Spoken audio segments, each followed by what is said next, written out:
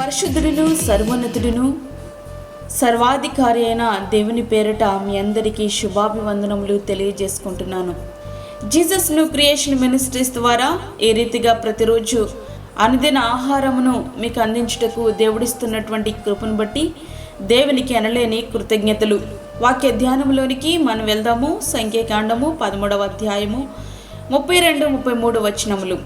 మేము సంచరించి చూచిన దేశము తన నివాసులను భక్షించు దేశము. దానిలో మాకు కనబడిన జనులందరూ ఉన్నత దేహులు. అక్కడ నెఫిలీల సంబంధులైన అనాకు వంశపు నెఫిలీలను చూచితిమి. మా దృష్టికి మేము మిడతల వలె ఉంటిమి, వారి దృష్టికిని అట్లే ఉంటిమనిరి.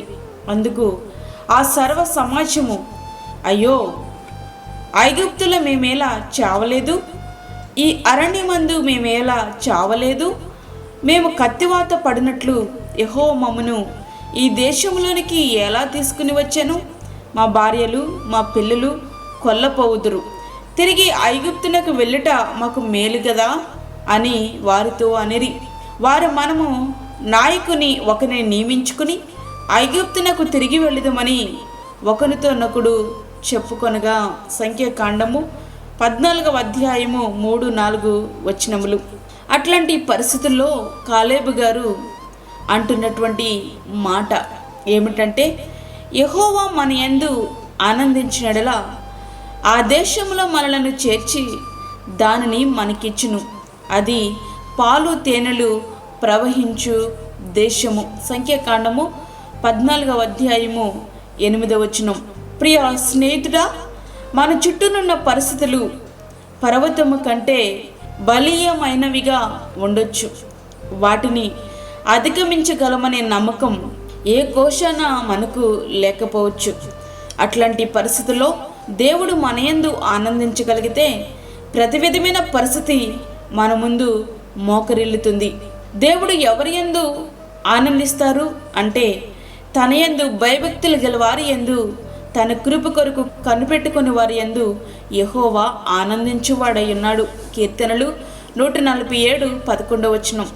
తన యందు భయభక్తులు గలవారి యందు ఆయన ఆనందించును, తన కృప కొరకు కనిపెట్టుకుని వారి యందు ఆయన ఆనందించును.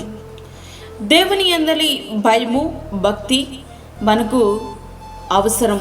చాలామంది భక్తి చేస్తారు, కానీ భయం అనేదే ఉండదు.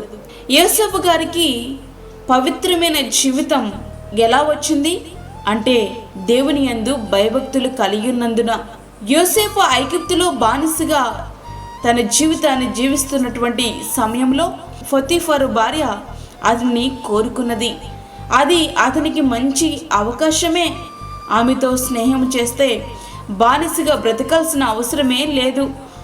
అతడు ఇంట్లో ఒంటరిగా ఉన్న సమయంలో ఆమె అతనిని బలవంతం చేసింది. అతడు ఒప్పుకున్నా ఎవరికి తెలిసే అవకాశమే లేదు. అయితే మనుషుల కళ్ళు కప్పినా దేవుని నుండి తప్పించుకోలేననే గ్రహింపు యోసేపు గారు కలిగి ఉన్నారు.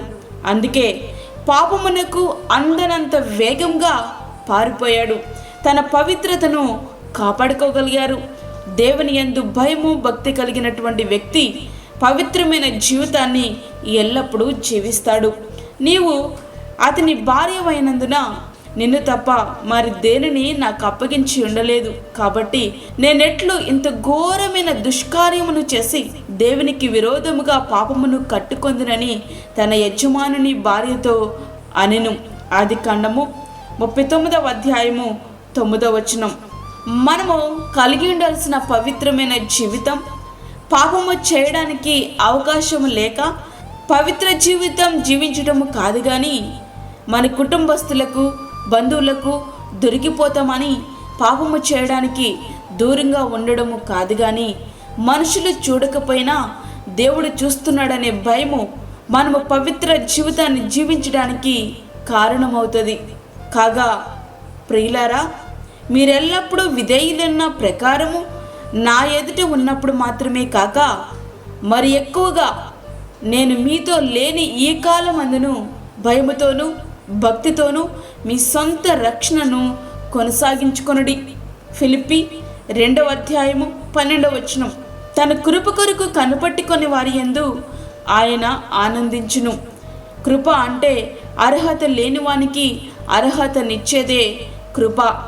యెహోవా కృపగలవాడు, ఆయన వాత్సల్యత ఎడతెగక నిలుచుచున్నది గనుక మనము నిర్మూలము కాకున్న వారము. విలాపవాక్యములు 3వ అధ్యాయము 22వ వచనం. ప్రియ స్నేహితుడా, వాక్యం వింటున్నటువంటి ప్రియమైన దేవుని బిడ్డ, ఈ సత్యాన్ని గ్రహించి ప్రతి పరిస్థితి యందు ఆయన కృప కొరకే కనిపెట్టుకుని ఉండాలి. ఇది ఎప్పుడు సాధ్యము అంటే, నాకంటూ ఏ అర్హత లేదని, నాకున్నదేది నేను జీవించడానికి అర్హత కాదని, నా జీవనం, నా జీవితం, నా ఆనందం, అతిశయం అన్నీ దేవుని అందే అనే గ్రహింపులోనికి నీకు వచ్చినప్పుడు నీవు ఆయన కృప కొరకే కనిపెడితే ఆయన నీ యందు ఆనందిస్తారు.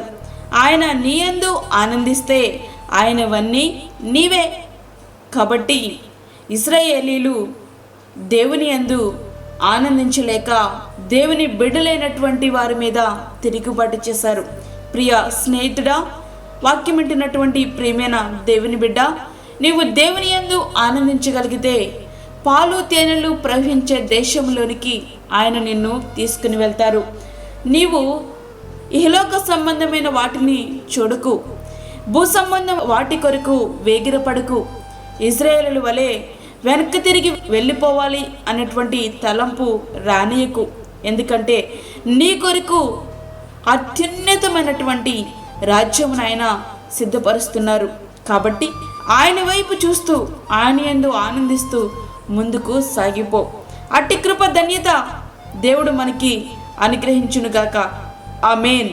వాక్యం విన్నటువంటి ప్రియమైన దేవుని బిడ్డలారా, ప్రార్థనలో ఏకీభవించండి.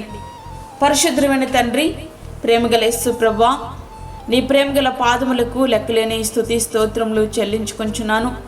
శ్రేష్టమైన మరి యొక్క దినాన్ని మా జీవితంలో మీరు అనుగ్రహించారు, నీకు వందనాలు. ఈ దినమంతటికి కావలసిన నీ భద్రత, నీ క్షేమాన్ని మాకు దయచేయండి ప్రభువా. వాక్యమైన నీ బిడ్డలందరినీ కూడా మీరు దర్శించండి. నీ కృపలో ప్రతి ఒక్కరు కూడా ఆనందించుటకు సహాయం చేయండి. అదేవిధంగా బలహీనులను బలపరచండి. చంటి బిడ్డలను, వృద్ధులను, గర్భిణీ స్త్రీలను మీరు జ్ఞాపకం చేసుకునండి ప్రభువా. వారికి కావలసిన నీ తోడు, నీ కాపుదల దయచేయండి. గర్భఫలము లేని బిడ్డలకు గర్భఫలము దయచేయండి. అప్పుల బాధలతో ఇబ్బంది పడిచిన నీ బిడ్డలకు కావలసిన అవసరతలు మీరు తీర్చండి నాయన. దూరదేశంలో ఉండి వాక్యం వింటున్న నీ బిడ్డలకు కావలసినటువంటి నీ కృపను సమృద్ధిగా దయచేయండి. యేసయ్యా, నీకు వందనాలు, స్తోత్రములు. ఈ దినమంతా కూడా నీ బిడ్డలైన వారికి నీ కాపుదలు అనుగ్రహించి బలపరిచి, మాకు కాదు యెహోవా, మాకు కాదు, సమస్తమై మా ప్రభావములు మీకే ఆరోపించుకుంటూ యేసు పరిశుద్ధ నామమున అడిగి వేడుకుంటున్నాము తండ్రి. ఆమేన్. ఈ యొక్క వర్తమానములు మీ బంధువులకు, మీ స్నేహితులకు షేర్ చేయండి. దేవుని సేవలో మీరు కూడా పాలిభాగస్తులు కండి. అదేవిధంగా మీ ప్రార్థన అవసరతలు మాకు తెలియచేయండి. మా ఫోన్ నెంబర్ 9177377559. దేవుడు మిమ్మను, మీ కుటుంబమును దీవించునుగాక. ఆమేన్. దేవుని సేవలో మీ సహోదరి అన్నామణి సాల్మన్. ఫ్రెండ్స్, మరిన్ని వీడియోస్ కొరకు మా ఛానల్ని సబ్స్క్రైబ్ చేయండి, షేర్ చేయండి, లైక్ చేయండి. దేవుడు మిమ్మల్ని దీవించునుగాక. ఆమేన్.